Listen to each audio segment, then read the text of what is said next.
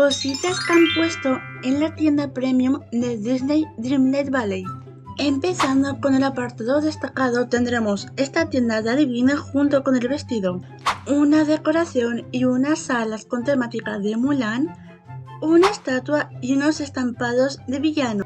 Continuamos con colección destacada con unos muebles y un conjunto de Alicia en el País de las Maravillas.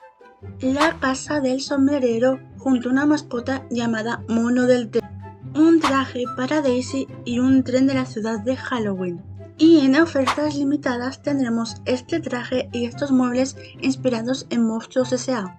Y en recomendados tendremos este traje de Rapunzel junto a unos muebles, el conjunto de la mansión encantada junto con unos cuadros y por último el traje de la reina Clarion junto con otros cuadros. Y para más chismecitos de Disney Dreamlight Valley suscríbete al canal.